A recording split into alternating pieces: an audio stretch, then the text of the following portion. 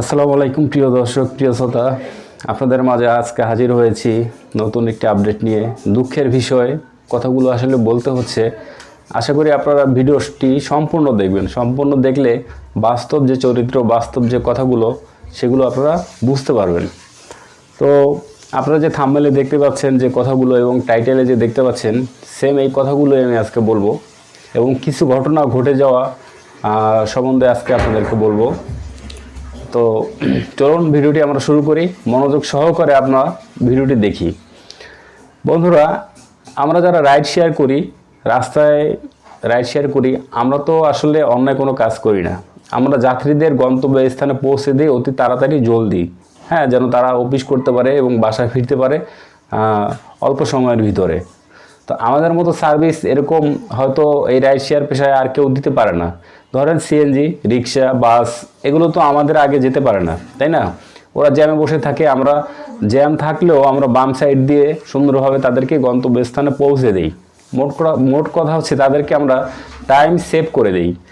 এখন ইদানিং বর্তমানে দেখা যাচ্ছে যে ঢাকা শহরে অন্যান্য কোন জেলায় হচ্ছে জানি না, কিন্তু ঢাকা শহরে আজকে কিছুদিন ধরে দেখতেছি যে প্রত্যেকটা মোড়ে, প্রত্যেকটা স্থানে আমরা যারা রাইড শেয়ার করি তাদেরকে দাঁড়াতে দিচ্ছে না। ট্রাফিক সার্জেন্ট এসে বাইকের চাবি নিয়ে নিচ্ছে, কাগজপত্র নিয়ে নিচ্ছে। তো এই সমস্ত কাজ যদি তারা করে, আমরা তো বেআইনিভাবে তাদের রাস্তার মাঝখানে আমরা দাঁড়িয়ে আমরা তো রাইড শেয়ার করতেছি না বা তাদের বিরক্ত করছি না। আমরা হয়তো দেখা যাচ্ছে কি, সাদা যে একটা দাগ থাকে রাস্তার পাশে, সেই সাদা দাগের সাইডে থাকি, আমরা সাইডে দাঁড়িয়ে থাকি, আমরা তো রাস্তার মাঝখানে থাকি না। আপনারা আমাদের এই রাইড শেয়ারটা চোখে পড়ে আপনাদের এই যে রিক্সাগুলো যে চলতেছে, রিক্সাগুলো যে জ্যামজট লাগিয়ে থাকে, তা এগুলো আপনাদের চোখে পড়ে না। দ্বিতীয় কথা হচ্ছে যে লোকাল বাসগুলো যে প্যাসেঞ্জারগুলো যেভাবে উঠায়, সেগুলো তো আপনাদের চোখে পড়ে না। আর মেইন কথা হচ্ছে, আমি জানি না কিসের জন্য আপনারা এরকম শুরু করছেন। আইন শৃঙ্খলা বাহিনী, সার্জেন্ট, ট্রাফিক যারা আছেন, তারা যে কিসের জন্য এরকম করছেন জানি না। এক ভাই আমাকে কমেন্ট করে বলেছে যে ভাই, আমি আজকে 400 টাকা ইনকাম করেছি, কিন্তু আমাকে 1000 টাকার একটা মামলা দিয়ে দিল।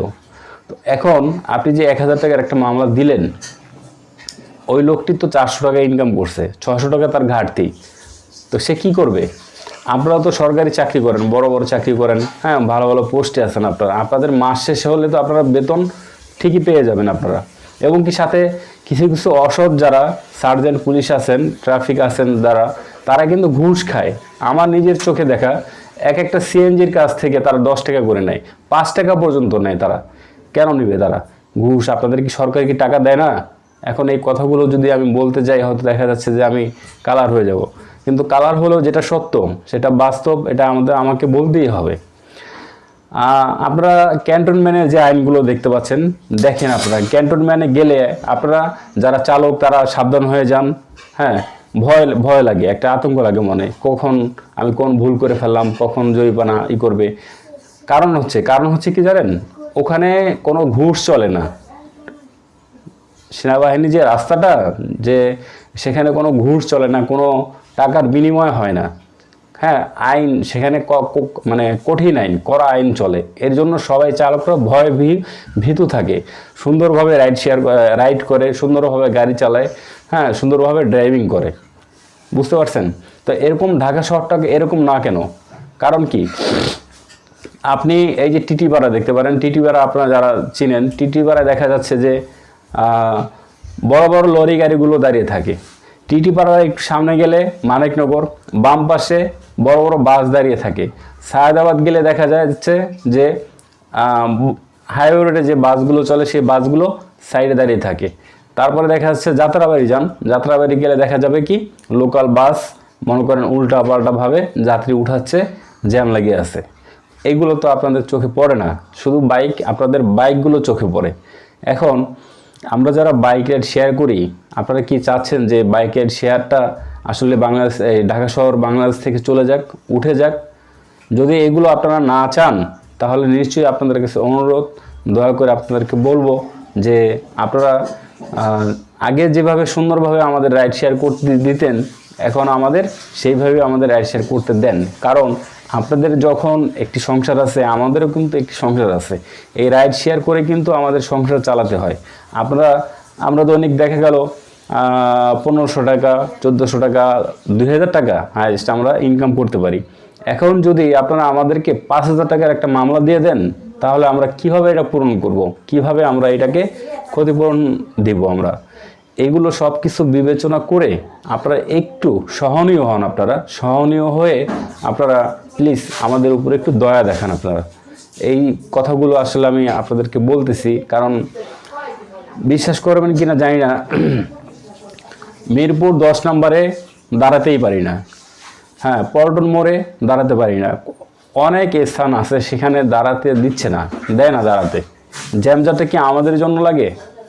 আপনারা জ্যামজট যদি লাগে, দেখা যাচ্ছে যে গবেষণা করে দেখেন আপনারা যে লোকাল যে বাসগুলো, বাসের কারণে জ্যামগুলো লাগে। তারা যেভাবে যাত্রী উঠায় সেই কারণে জ্যাম লাগে। আমাদের জন্য জ্যাম লাগে? আমরা তো এক সাইড করে সুন্দর করে দাঁড়িয়ে থাকি, আমরা তো রাস্তার মাঝখানে দাঁড়িয়ে থাকি না। তো বন্ধুরা, এই কথাগুলো বলার উদ্দেশ্য হচ্ছে যে আমরা আসলে হয়রানি হচ্ছি, আমরা ভালোভাবে ইনকাম করতে পারছি না, আমরা দৌড়ানি খেতে হচ্ছে। কতক্ষণ পর পর এসে দৌড়ানি দেয়, হ্যাঁ, কাগজ নিয়ে যায়, গাড়ির চাবি নিয়ে যায়। তো এই সমস্ত কর্মকাণ্ড চলতেছে। এখন আমি এই ভিডিওর মাধ্যমে যারা আইন প্রশাসন যারা আছেন, আপনাদের কাছে অনুরোধ, প্লিজ আপনারা এরকম ক্ষতি করবেন না। আমার কথা হচ্ছে, যাদের বাইক কাগজপত্র ডকুমেন্টস সকল কিছু ঠিক আছে, আপডেট, তাদেরকে আপনারা দয়া করে হয়রানি করবেন না। আর যাদের বাইকের কাগজপত্র ঠিক নাই, আপডেট নাই, তাদেরকে আপনারা মামলা কেন, বড় বড় জরিমানা করেন, আপনারা কোনো সমস্যা নাই। কিন্তু আমরা যারা কষ্ট করে খেটে খাই, রাইড শেয়ার করে, আমাদের পেটে আপনারা লাথি দিবেন না দয়া করে। তো বন্ধুরা, এই ছিল কথাগুলো বলার জন্য আজকে আমি ভিডিওটি বানিয়েছি। নিশ্চয়ই আপনারা অবশ্যই আমার ভিডিওটি সকলে দেখেছেন। তো আজকের মতো ভিডিওটা এখানেই শেষ করতে হচ্ছে। মনটা আসলে ভালো নেই, আজকে বের হই নাই। তো সবাই ভালো থাকবেন। আর আমি যদি কোনো ভুল ত্রুটি বা কোনো অন্যায় কোনো কথা বলে থাকি, নির্দিষ্টে আপনারা ক্ষমার চোখে দেখবেন। ধন্যবাদ সবাইকে, সবাই ভালো থাকবেন। আসসালামু আলাইকুম।